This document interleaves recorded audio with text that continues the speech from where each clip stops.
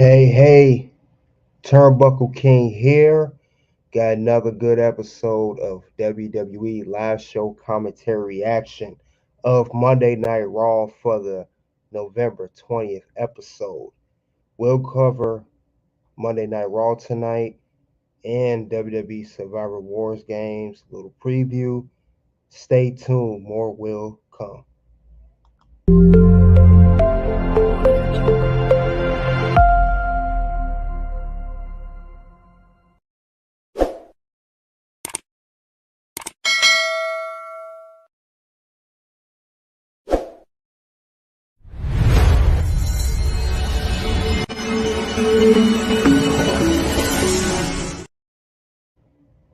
All right. Thank you all for coming out and check me out on the live chat and also on the playback. But before we do dive into this, let me at least introduce myself to the audience.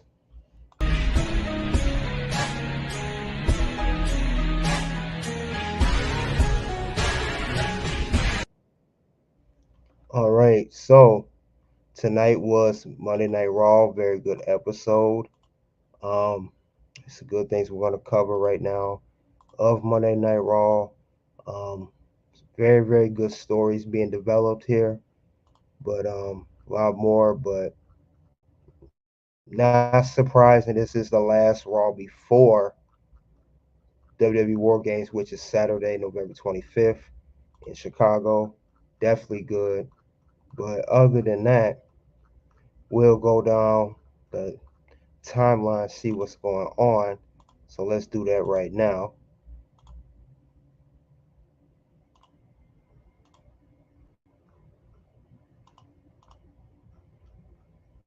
Let's get into that.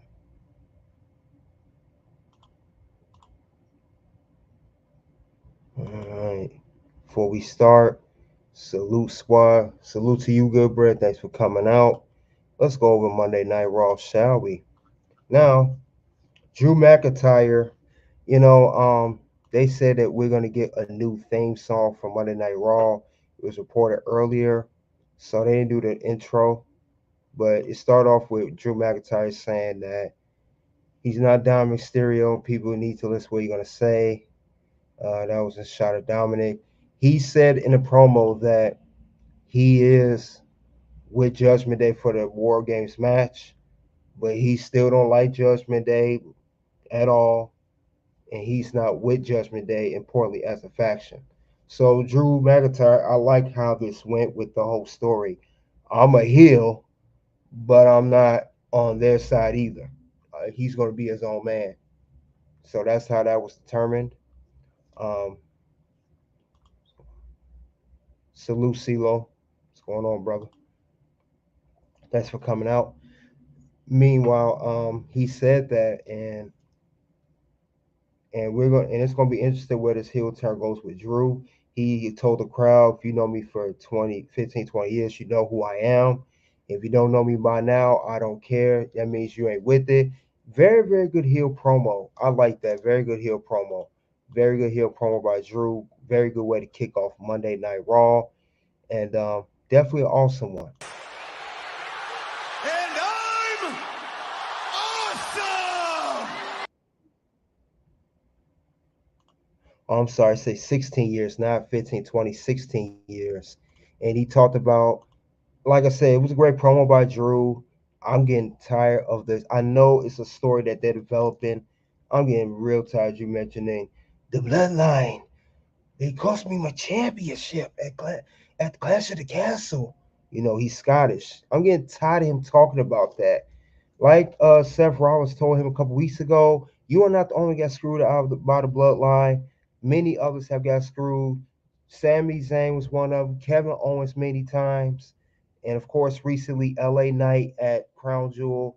You're not the only guy to get screwed, Drew. Cut it out. Okay? Cut it out. So, that's the only thing I don't like about Drew's promo. He's whining like, a brat. He's having at that point, he was kind of giving me that little whiny Seth Rollins rant. I don't care what Edge wants! I'm Seth freaking Rollins. This place revolves around me. Other than that, besides that part of the promo, great promo. Did his thing most definitely. And like I said, we'll see what else happens with the Drew McIntyre heel turn. Definitely see what happens next. So he warns Jey Uso. That's gonna have a fight. Jey Uso come out, say let's get it on, and we got Judgment Day. They was right behind Drew. Drew say when we're at Judgment Day, they definitely stood behind him. Then of course Seth Rollins, Sami Zayn, Cody all came out for Jay's behalf, and then Adam Pierce came out saying, "Hey, it's not gonna go down like that. If any, it will have an advantage match, which they do every year. With the whole rules of war games. Pick one guy from each side who's going to be an advantage match. Whoever wins get the advantage head into war games. And ultimately, it was Drew. Damian Priest wanted to be him, but they ended up going with Drew. And you know, Jay's Usos team thought who could go, then being Jay, which was so obvious from the segment here, Jay versus Drew for the advantage match later on that evening. So great way to kick off Monday Night Raw. Every week Monday Raw's getting better. Shout out to Triple H and the creative team, and shout out to the production team. Also, let's see, we get Nia Jax versus Raquel Rodriguez, the first official match of the night. Two big women going at it. Went off the story that Raquel, was going to win the championship against Rhea on Raw. That's when Nia Jax made her return, cost her the belt. She attacked everyone, as she say, squash. But they had a good match. There was times where Raquel could overpower Nia. Then Nia was trying to overpower her. They had a crossbody. Here's a shot of right here. But it was a very good match. Like I said, Raquel Rodriguez. I did not care for her at first. I know NXT. She was NXT Women's Champion, and she's known as a tag team mostly. This is the longest she had a singles career in NXT, but it's the long singles career I've seen her really have since she been on main roster, and she's actually getting better and better. I think the reason that Nia Jax I didn't see her as good because she was paired with Liv Morgan, and Liv Morgan is not someone I don't care for too much. So definitely not. Liv Morgan's on my list. You just made the list. Oh no. So that was a good match. Nia Jax. One spot I like when Raquel put in a powerbomb position. She couldn't get her up because Nia was holding to the rope. She ended up sitting on top of her. She collapsed, and then she just pinned her 1, 2, 3. I feel like that maybe Raquel Rodriguez is going to end up becoming a heel. As you see, she's on a losing streak, and she looks very, very angry after each loss. It could work with Raquel become a heel. She's already big and tall. If it is, I'm with it, definitely. But I see in the near future they're working a slow build to it. So I like where this is going with this story. So this is Nia winning. This is backstage discussing who's going to be partners. Which of these guys at Survivor Series or against partners going to be an advantage match. Drew, like I mentioned earlier. We have Tegan Knox Becky Lynch versus Xia Li. This was another good match. Xia Li her and Becky had very good chemistry. That was going back and forth. There was a lot of near falls.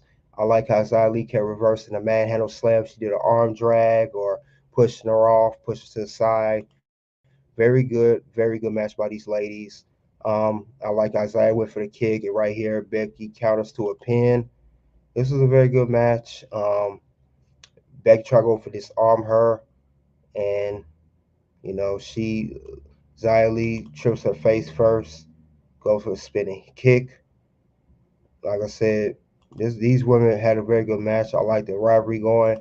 Xia Li's always, seemed good on TV. She's finally getting her TV time. not just on one show, Raw, but also her main show NXT. So I can see it be on main roster permanently soon at some point. But Becky Lynch defeated her with the manhandle slam. And then during after the match, we see Damage Control come out. They attack Becky. Then um, Charlotte, Bianca, and Shotzi, Becky's partners for the War Games, attacked Damage Control, and there was a little brawl out. Interesting. Meanwhile, we got Ludwig Kessler tell Giovanni Da Vinci that tell him stay backstage. He'll take care of his match with Johnny Gargano with no help. So we get the match here. Not a bad match. Kessler hits the opponent with a clothesline, toss Gargano. We'll go back and forth between these two guys. Johnny Gargano, he's just amazing talent. I like Kessler too. Um, he's getting more singles matches, so he used to be in a tag team. But these guys had a decent match, and Johnny Gargano defeats him because Mr. Giovanni came out despite what Ludwig told him, and it cost Gargano get the win. So that was it. He defeated him with the DDT, finish for a win. Then we get here Adam Pearce tired of the nonsense. Um, this is for the women's tag team division. Everybody, is approaching him for it's a four-way tag team match qualifier. Chelsea Green does she do. She's an entertaining character. So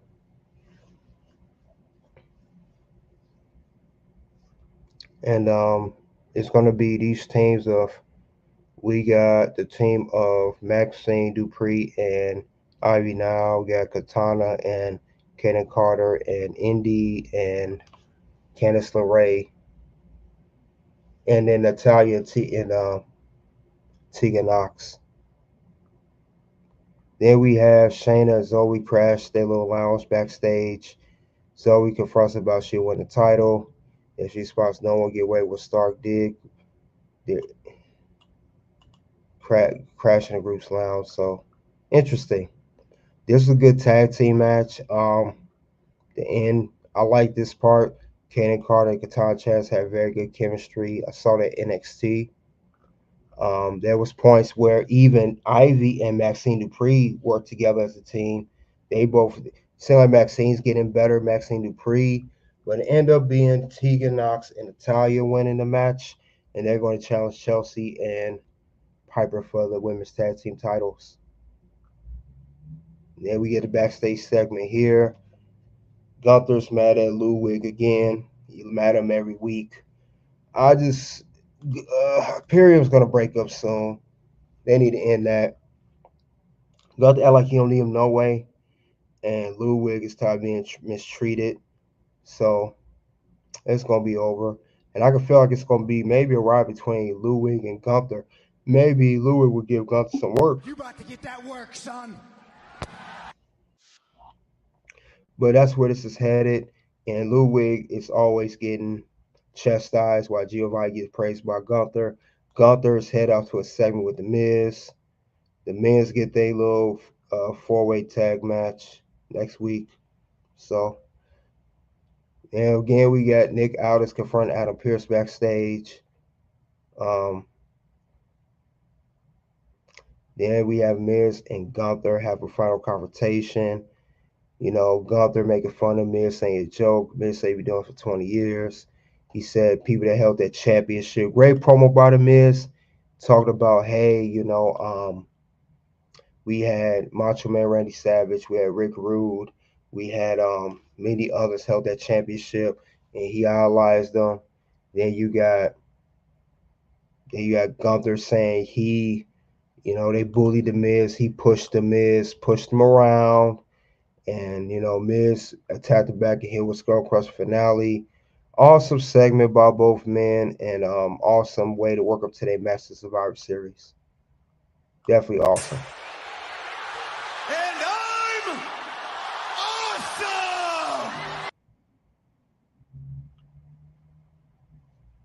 Yeah, we have Jay talking to Seth, give him a pep talk backstage that they need to win.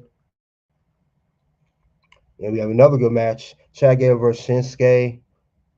Chad Gable my Shinsuke go for a clothesline. That was funny. You know, but Shinsuke ended up getting the win. He defeated him after he exposed turnbuckle, and then he pins him. Drew tells Damien, I don't need no help. And Damien's like, we're not offering. And then Ivar cut a promo challenging Bronson Reed. Bronson Reed gonna challenge Ivar next week. That's gonna be amazing. And Cody said a fifth member. They early in the evening that similar to WWE SmackDown that they had to find a fifth member. As I didn't mention earlier, they had to find a fifth member to complete the team for for the side of Rollins, Zayn, Cody, and Jay. They have to find out by the end of the night. Similar to SmackDown, what Nick Aldis told the women. Cody said they got their fifth member, and they're going to announce later that evening. So we have the main event: McIntyre versus Jey Uso, Survivor Series Advantage match. Now these guys will wrestle each other for quite a time. I mean, it's maybe the second, third time they wrestle each other. Um, like I say, good story. We know the build. Jay and Drew got beef with each other. Go back to the bloodline, screwing Drew over. But I like how Jay reversed the Claymore kick, but Drew McIntyre defeated him with a future shock DDT, so it gives him the advantage. Cody comes out and he makes an announcement stating that they have found the fifth member of Survivor Series. And the fifth member, as many people already know who that is, that fifth member is no other than the apex predator, the Viper himself, Mr. Randy Orton. He's going to be at Survivor Series. He's going to be the fifth member. He did not come out. There was no big announcement. So it was none of that, but he is definitely going to be the fifth member, as many of us predicted. It's not no big shocker. They were saying his name. He said the crowd already was saying before Cody out his mouth, yes, I got a legacy with him, meaning going back to the legacy stable with him and Ted DiBiase. Say he's Apex Predator, Legend Killer. It's no other than the Viper Randy Orton. That's it. But of course, we're very excited to see him. And also, I make cards on this channel, and I have a card. Check it out. Randy Orton. I have a short for this card. You guys want to check out that? Describing Randy Orton. I got his accolades, his move set, and all of his accomplishments on the front and back. I got a front and back card of that, so definitely check that card out. Now, that's the end of Survivor. I mean, the Raw before Survivor Series.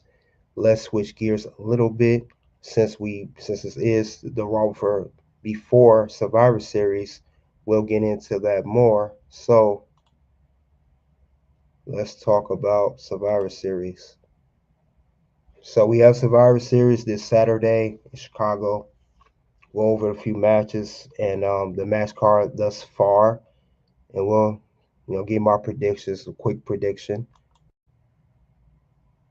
We have the women's, the team of Shotzi, Becky Lynch, Charlotte Flair, Bianca Belair versus the team of Io Sky, Bailey, which is Damage Control, but Io, Bailey, Asuka, Kairi Sane.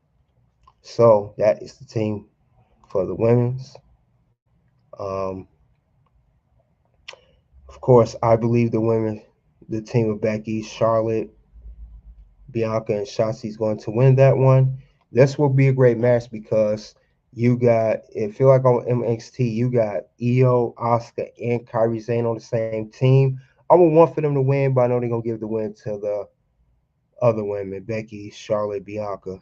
But if Bailey and them win, I would say this: whoever gets the advantage, like they did tonight with the men's, whoever gets the advantage is going to lose. And I got a feeling that the women may get an advantage of Charlotte and Becky, Bianca's team get the advantage. If they do, I can see Damage Control win. If vice versa, Damage Control win the advantage, then the other team is going to win. Well, this is going to be a great match. This will be one of the top matches. And we have the Miz versus Gunther. Will Miz, as they said, will be a 9-time record champion. It's kind of messed up not mention Jericho's name. Puts respect on Jericho's name. Yet he's the highest all time.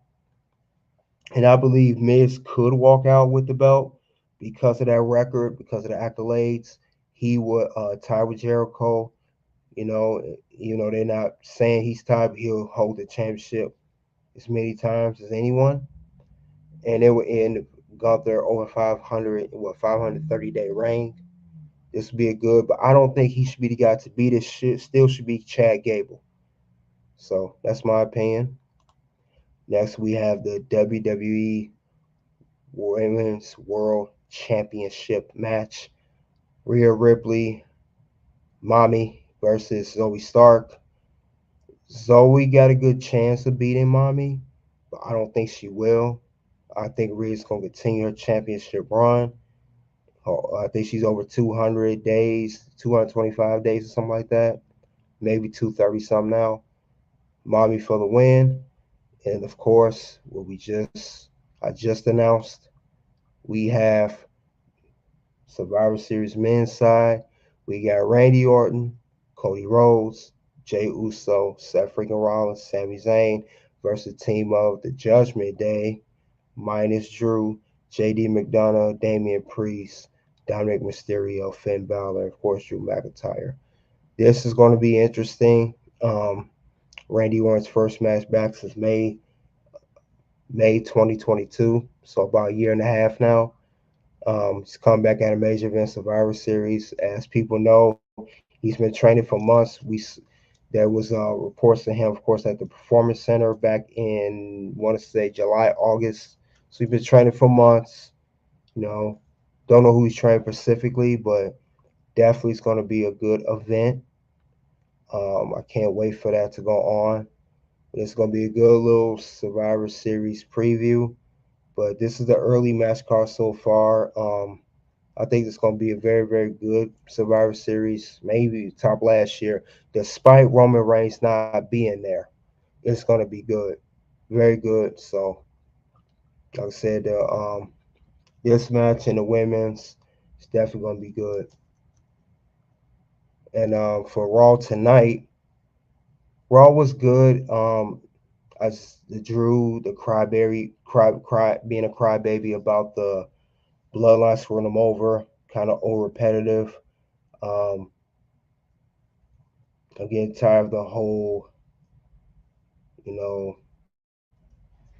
know, of that going on. Like I said, it was a good Raw tonight. Very good Raw. Um, no more Jey Uso versus Drew McIntyre. That's starting to get kind of old. No more of those matches. No more of that tonight. Don't want to see that again.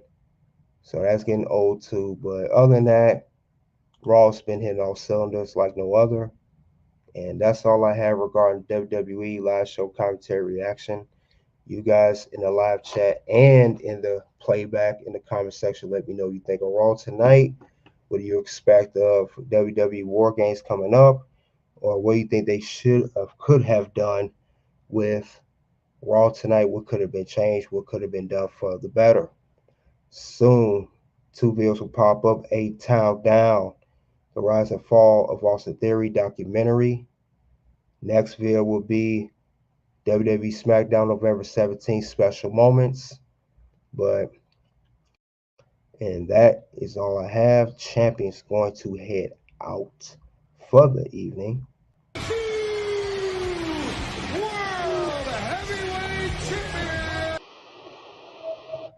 Until then, it is OUT.